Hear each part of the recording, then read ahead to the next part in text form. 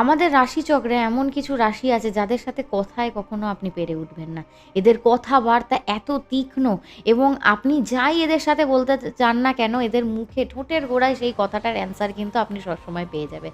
তো এই রাশিগুলোর মধ্যে একটা রাশি যদি আপনার হয়ে থাকে অবশ্যই কমেন্ট করে জানাতে ভুলবেন না। তো প্রথমেই যে রাশিটার আমি কথা বলবো কমিউনিকেশন এক্সপার্ট, সেটা হচ্ছে মিথুন রাশি।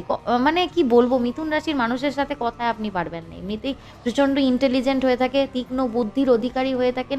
যে কোনো কাজ খুব তাড়াতাড়ি স্মার্টলি এনারা সলভ করতে পারেন এবং তাই জন্য কিন্তু এদেরকে কমিউনিকেশন এক্সপার্ট বলা হয়ে থাকে। আপনি কোনো কথা বাড়াতে না পারলেও এনারা নিজেদের তরফ থেকে কথা এগিয়ে এগিয়ে নিয়ে চলে যেতে পারবেন।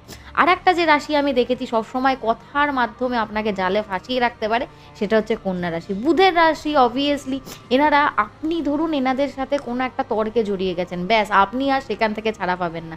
কন্যা রাশির মানুষ সেই তর্কে আপনাকে হারিয়েই ছাড়বে। তাই জন্য আমার মতে মনে হয় কোনো রকম ঝগড়া বিবাদ এইসব তর্কে কখনো কন্যা রাশির সাথে যাওয়া উচিতই না।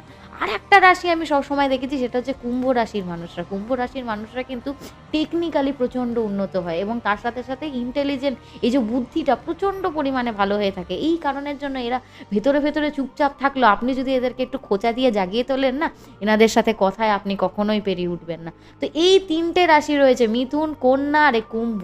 এদের সাথে কথাবার্তায় অত না ভেড়াই ভালো, এনাদেরকে এনাদের মতো থাকতে দিন। তো আপনারও যদি এরকম এই রাশির মধ্যে একটা হয়ে থাকে অবশ্যই কমেন্ট করে জানাতে ভুলবেন না। আর আপনার যদি এরকম ধরুন কোনো বন্ধু থেকে থাকে, তাকেও আপনারা এই ভিডিওটা কিন্তু শেয়ার করে দিতে পারেন।